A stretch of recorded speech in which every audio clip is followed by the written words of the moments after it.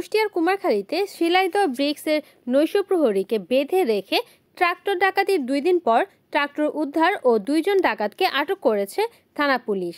বুধবার মধ্যরাতে উপজেলার শিলাইদহ ইউনিয়নের শিলাইদহ ব্রিক্সে এ ঘটনা ঘটে।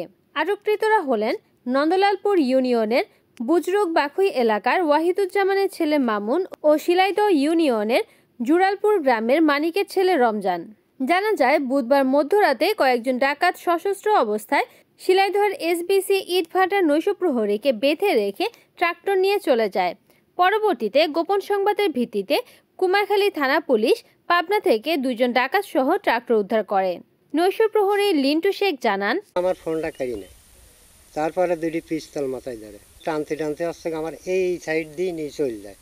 ওগুলা পড়াশোনা হয়ে গেলে পরে লাস্টে আমার একজন কাছে মারি দেয়, আরেকজন কাছে না মারার দরকার নেই। তখনই লাস্টে চলে যাওয়ার সময় আমার হাত বাঁধি ফেলা দিলি। হাত বাঁধার পরে একটু ওই পাশে নিয়ে যা আমার 2 পাও বেঁধে ফেললি। পাও বাঁধার পরে আমাকে ধাক্কা দিয়ে ফেলা দিলি। চলে যাওয়ার পরে লাস্টে আর একজন আবার এই ধমসিল মারতে বাড়ায় আমাকে দেখিয়া সাও চলে গেল। ওরা নিয়ে গেছে হচ্ছে আমার ওই বড় ট্রাক্টরের ইঞ্জিলে নিয়ে গেছে। আর হচ্ছে এই পাশের গাড়ির ব্যাটারি নিয়ে গেছে। এরই ব্যাটারি নিয়ে গেছে আপনার এই পূব সাইডের যে গাড়িটা পড়ে আছে। উদ্ধার আমাকে আর কেউই করিনি। আমি ধরেন গামছা এইভাবে যদি বাঁধিছিলি, আমি লাস্টে খসাতে আমার করতে তারপরে আমি নিজেই একাই বাইক করেছিলাম। হ্যাঁ, তারা যাওয়ার পরে তারপরে আমি দেখতেছি আমার গাড়ির ইঞ্জিন নাই, ব্যাটারি নাই। তারপরে আমি হেনে দাঁড়াই আমার কোম্পানিকে আমি ফোন দিই, কিন্তু কোম্পানির ফোনটা ওই সময় ঘুমিয়ে থাকে, ধরতে পারছি না। তারপরে আমি ফোন দিই আমার ম্যানেজারের কাছে।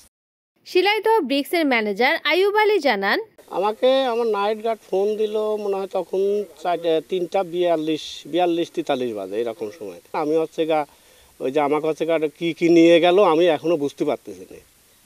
আমি তখন তাড়াতাড়ি করি মোটর সাইকেল বাইর করি। আমার পাশের একটা মেম্বার ছিল, ওনাকে ডাক দিয়ে আদিত নাম, ওনাকে ডাক দিয়ে আমি ভাটায় চলে আসি। আসার পরে ও দেখি যে ও হচ্ছে অফিসের এখানে। পরে হচ্ছে ওর সাথে কথা বলি, কোনে কী হয়েছে। আমি আবার দৌড়া গেছি ওই মেশিনের কাছে। এখানে এসে দেখতেছি যে আমার হচ্ছে ওই ট্রাক্টরের মাথাটা নিয়ে গেছে, আর এইটার হচ্ছে বগিটা ইটা মাথাটা উঠানো, ব্যাটারিটা খুলে নিয়েছে। ইটমিট টানে এই গাড়ির ড্রাইভার হাসান, ওর সাথে করিনি। ওখান থেকে না পেয়ে আবার গেলাম কল্যাণপুর হচ্ছে ওই মোড়ে যে নাইট গার্ডে তুললাম। ওই মোড়ের নাইট গার্ডও বলতেছে যে এমনিতে কোনো ট্রাক্টর আসে নাই। এই ঘটনাতে আমরা ব্যবস্থা নিয়েছি, আমরা থানাতে হচ্ছে করছি। আর ওই যে গাড়িটা যে এখন করা হয়েছে, পাওয়া গেছে, থানাতে আছে। হ্যাঁ, আমরা এটা দৃষ্টান্তমূলক শাস্তি চাই।